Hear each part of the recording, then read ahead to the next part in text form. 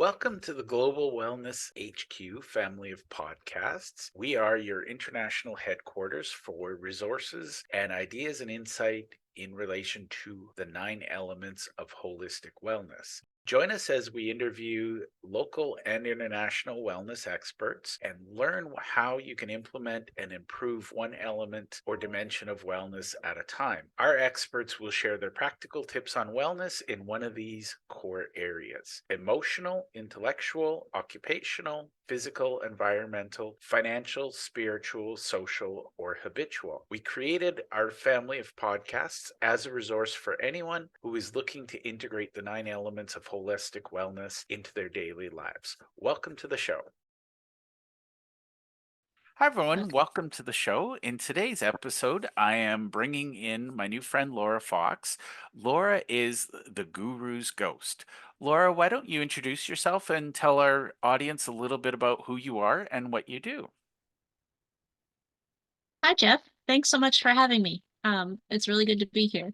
So, yeah, as Jeff said, I am a ghostwriter, and I love to ghostwrite books.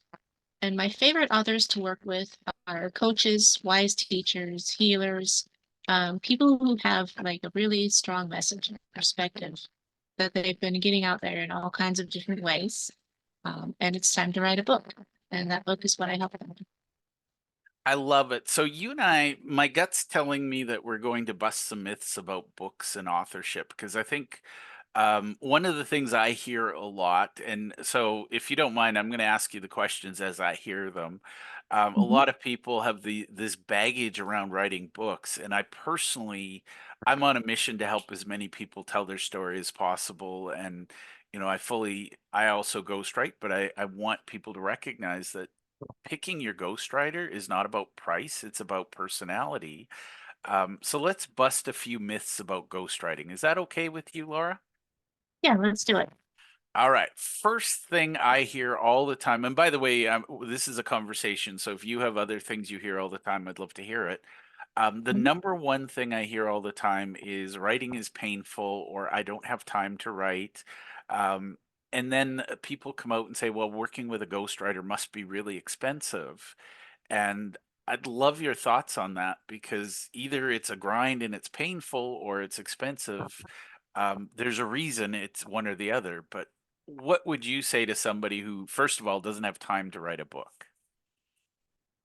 Um, I mean, there's definitely a middle road between just holding up in your office and doing all the writing yourself, or giving it to a ghostwriter and just like waiting until the book is done and then, oh, I have a book. I didn't do anything. I just paid $50,000. You know, there's a middle way. The way I work with my clients is very collaborative. Um, they actually do put a lot of time and a lot of thought into their books. I spend a lot of time interviewing them. I give them drafts, and the drafts go back and forth. So it's a really fun collaboration, and they get to get really creative with it. And it does take a chunk of time from them. Now, for somebody who maybe hasn't thought about writing a book, what kind of time would somebody expect in your process? Let's just give them some specifics so they can kind of wrap their head around what it looks like. Okay. Yeah, so for most of my clients who are busy professionals, a good pace is usually we can get a chapter done every 2 weeks. So we spend like an hour, hour and a half interviewing for the chapter. They give me lots of materials that I go through. I draft the chapter, I send it to them. They usually take a week. They like to have a week to review. We get back together and talk about it. And then we go on to the next chapter. I love it. Now, the other thing I hear a lot is I don't have a book in me. I'd love to hear your thoughts Mhm. on that because I think that's my favorite conversation. Mm.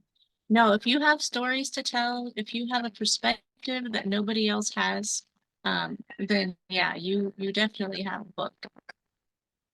I love that. And I think when it comes to experts, and when we're talking about the wellness space, that's who you're talking to. Mhm. I think they overestimate how much they follow the doctrine of whatever it is they do, and they underestimate the personality they bring to it. So, how important is it to you to put their personality in a book? That's really the most vital piece. I mean, that's what brings it to life. I'm constantly when I'm working with people, pulling their stories out of them. You know, how did you learn this? And if they want me to go read blogs and put that into the book, I push back and say, no, it needs to come from you. What is your experience? How did you learn it? What's your take on this interesting article that we both read? So that they are front and center in their own book, and the reader gets to know them and establish trust. It's really important. I love it. And I think I want to talk to you both about your process and about the reason for the process. But let's start with why trust is so important. Could you elaborate? I'm a reader of a book. Why do I need to trust the author? Um, well, the matter of credibility is that you know, anybody can write a book these days. And so it's really important to know when somebody is talking to you, especially when they're giving you solutions, how they came to know what they know. And telling them your story of how you came to know what you know, it not only creates empathy, but they can see, yes, this person has thought through their stuff, they are trustworthy. And you know, it also shows that you care enough about the reader to establish that connection. I love it. And that's the fundamental thing. I think marketing 101 is that if people don't trust you, they're not going to give you their money. And I would Mhm. argue that's one of the reasons people write a book is to either grow their business, whether it's to get more speaking engagements. What are some of the main reasons people come to you and say, I desperately need this book. I need it done. Help me, Laura. Um, yeah, one of my favorite reasons that people have is that they're maxed out on the number of patients and clients that they can see, and they still want to expose more people to this wonderful stuff that they have to share. And a book is a great way to do that. Um, Before I started ghostwriting, I would look at the internet and I would see all these incredible teachers and healers and see their videos and stuff. And I'm the kind of person that the way I take in information is by reading it.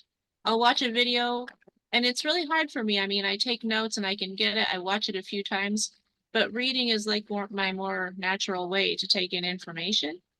And also you can get deeper into the material. So there are all these teachers online, like I'm waiting for them to put out a book so I can really get into what they're talking about, you know? And I Hmm. keep circling back to their websites. When are they going to put out a book? And then when I learned how to ghostwrite, first thing I did was went back to those websites, contacted those teachers and said, I've been waiting for you to put out a book and now I can help you do it. I love it. And by the way, that's where I became a ghostwriter as well. It was like, "Where's your book?" And they're like, "Oh, Yeah. I don't have one. It's too much work." And I'm not kidding. I read a business book, and the first chapter was about how hard it was for the guy to write the book. And I was like, "Wow, you should have just hired a ghostwriter." Like For that, sure. Yeah. and that's the magic of a book is, everybody says writing is dead, and people also say networking is dead. The reality is when you have a book, it's just that little nice credibility piece. People are comfortable booking you as a speaker. It's something you can give as a gift to clients so they can refer people. Like the book just adds so much magic to the conversation. Now, we're going to take a little tangent because the first question is, should I write a book? And I know it's going to sound self-serving, but my answer is absolutely. If you're an expert who wants more clients, patients, whatever it is, a book is a really good door opener. And I like to say it's a massive improvement over a business card. So I'm going to ask you, because this is another fundamental question. How do I decide on what kind of book I want to write? I know some people, they want to write their memoir or they want to write a self-help book. You've mentioned that it could be both. How do you help people, or how do you advise them on which book to write? Yeah, it's an interesting thing that I keep seeing where somebody will come to me and say, "Will you help me write a self-help book?" And then we get into like what they want this book to do and who they want to speak to. And it turns out that really the most powerful way that they can connect is to tell their story. And so they get really into telling their story and connecting with the reader that way. And you can also work in the self-help piece. It doesn't have to be one or the other. I found a lot of great books where there it's really a combination of both, and I analyzed them and I figured out different structures. I call them prescriptive memoirs or teaching memoirs, where it's as much storytelling as it is providing advice. Now, this is a question, and I realize there's no such thing as one size fits all answer. Mhm. I get a lot of people who are debating how much of their personality to put in the book. And I want your thoughts on this. My first book, my editor took my personality out, and I have to say, I personally hated the book. So, what are your thoughts on how much is enough, how much is too much, how much is too little? Like you said, there's no one size answer. But I think more and more readers these days are looking for more personality and more story in the book. They want it to be written in your voice, not the book voice. They want to know where you're coming from. They want to see your vulnerabilities. They want the person in the book. And I think that's so much more true now than it was 20 or 30 years ago. So it could be that your editor was just kind of working from that older paradigm that has become kind of outdated. Well, and to be honest, my editor was incredibly obsessed with, I think it was at the time it was the Chicago something or other style guide. And I'm like, who the hell's Mhm. Chicago and why do I care? Like, it was Yeah. really annoying because it was like, this is not how Jeff speaks. Why would we put this in this way? And well, the style guide says this. And I'm like, yeah, that's nice, but this is Jeff's book, not. Yeah, yeah. I mean, you want to be aware of all those rules so that you know when to break the rules. Yeah, and I mean, that was the funny part, was we couldn't agree to disagree because my editor was one of those, it's my way or the highway, and Mhm. I I finished the book project and I said, "Never again, you and I are done." So Yeah. let's talk about you. You mentioned briefly that you became a ghostwriter. What was your journey to get to that point? Well, I've always loved to write. I found that it's really my most comfortable way to communicate. Like when I was a little kid, I was basically mute. Adults would try to speak to me, and I was just like blank face, you know. But when I learned to write, I could communicate, and people understood me and they listened, and so it felt really powerful to just be able to write things down. And I've always loved it. When I was in my 20s, I wrote a lot of stories and had those published in little magazines and journals and things, and that was fun. And then when I started writing for a living, I did resumes, LinkedIn profiles, that kind of thing. And it actually like supported me. 3 years into it, I realized, hey, this is all I'm doing for work and I'm doing okay. um, but then I branched into editing book projects. Someone asked me to edit her book, and I said, sure. And she gave it to me. It wasn't written up, it was just like all these notes. And it reminded me of when I was in grad school, and at the end of the course, I would gather up all my notes in a big pile and then start writing the paper, and it was so much fun. And so that's what I did with her notes, and it was so much fun. And I said, do you want me to just write this? And she said, yeah, that would be great. She was too busy. So I did, and it was just really satisfying to be able to put all that together for her and help her out that like that. And it dawned on me like this is ghostwriting. This is a real thing that people can do. So ever since then, like that's all I want to do. And I've been looking for more people to ghostwrite for. I love it. And, it's funny because I hear people all the time, writing is hard. Oh, I hate writing. And honestly, when I was a young person, my dream job, I wanted to be a librarian. I was like, Mm, wait, I can spend all day with books. And then they're like, no, no, no, yeah. you got to deal with the people who want the books. And I'm like, pass. It's just, but when like you, I discovered ghostwriting by accident because I assumed that was only for the lifestyles of the rich and famous and, people with really boring lives that want to tell less boring stories. And what I realized was that ghostwriting was giving those who had a voice but not a writing style a chance to share their wisdom Yes. and their personality. Yeah. Yeah. Yeah. I mean, I've had authors I've worked with, they read it and they just cry. And they say, I've never been able to put this into words before. Thank you. And it's just so gratifying to be able to do that for people. I love it. Now, let's talk about working with a ghostwriter because that's the one I'm seeing a lot of people that are anti ghostwriter. And personally, I think you and I are going to stand against the noise. There's two things I hear the most, and I'd love this to be the bulk of our discussion. Number one is ghostwriting has to be expensive. And that's directed at a certain publisher I'm not going to name because they've got more lawyers than I have years in my life. Um, but they charge 250,000 plus to write a book, and they promise bestseller status, and you're listed as one of their experts.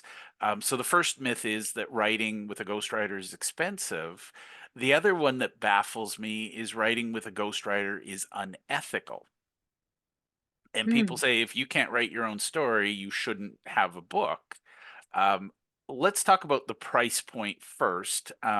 So let's assume we can both agree that 250,000 for a book is a little bit excessive. that's Um, extreme. Yeah. unless somebody wants to pay Laura or I that price, we will figure out how to make it worth that. But um, Yeah. the reality is it shouldn't involve mortgaging or selling your house to write a book. Is that a fair statement? That's definitely fair. Yeah. I'll tell you, I I started out on a freelancer site and the first book I ghost wrote, um, she wanted to pay $900. And I talked her up to 1,100. And it was a battle. By the end of it, I was like, do I even want this after fighting so hard for it? But then I did it for 1,100.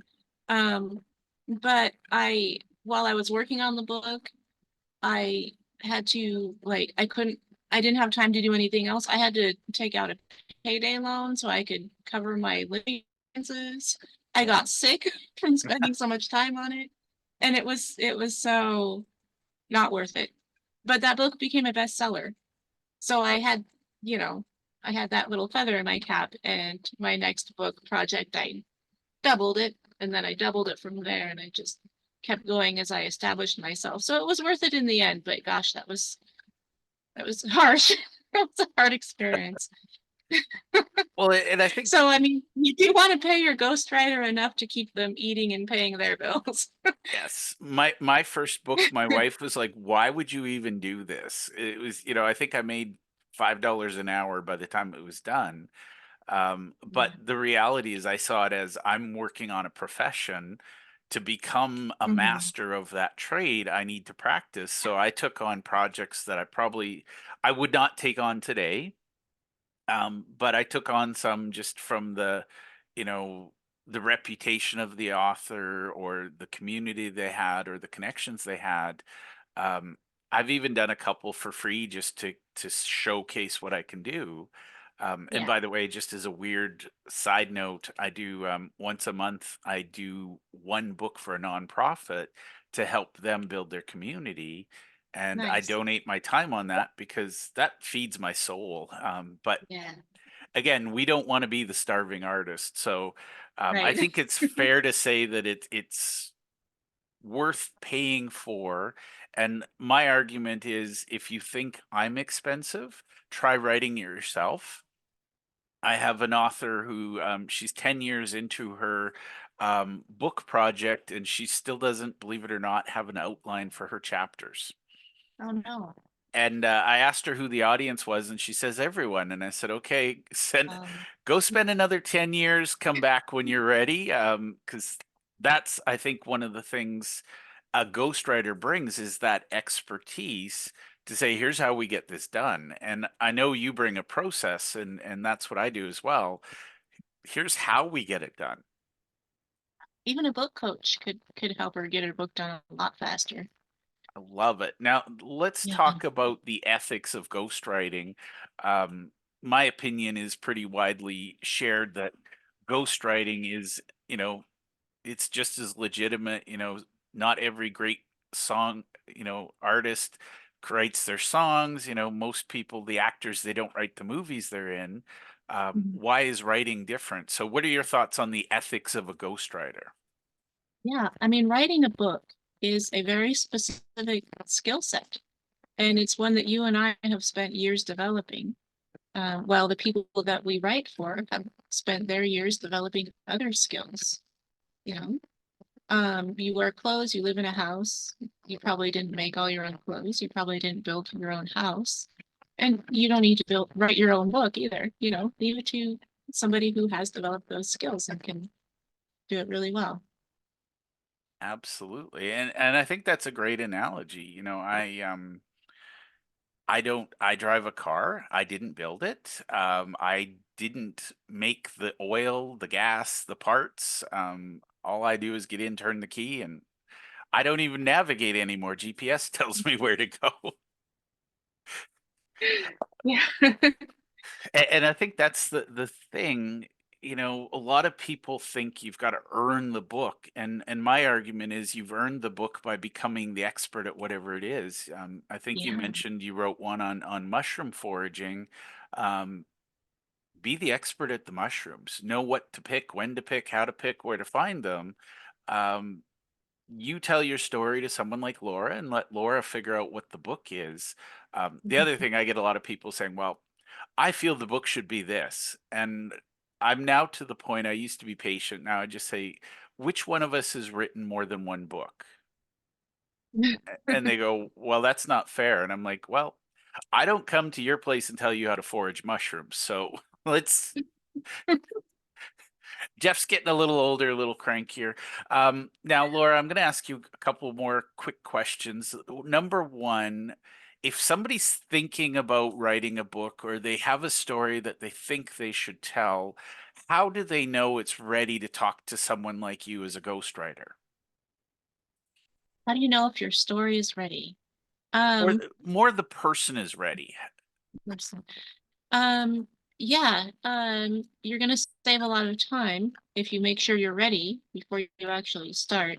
And that's a process is figuring out if you're ready to launch into it. And it's something that a ghostwriter or a book coach could sit down with you and help you figure it out.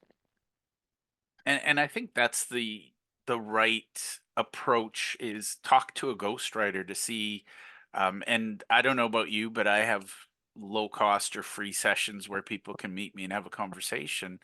Mhm. Let's talk about how somebody works with Laura. So if somebody's watching this, they've gotten this far in the interview, I'm guessing they like you and they're thinking, I should hire Laura. How does somebody, what's the first step? How do they learn more about who you are? How do they connect with you? How do they enter your world? Yeah, the first step is to go on my website and you'll see lots of information about how I work. And then most people, after they go to my website, they book a call with me. We have a nice conversation.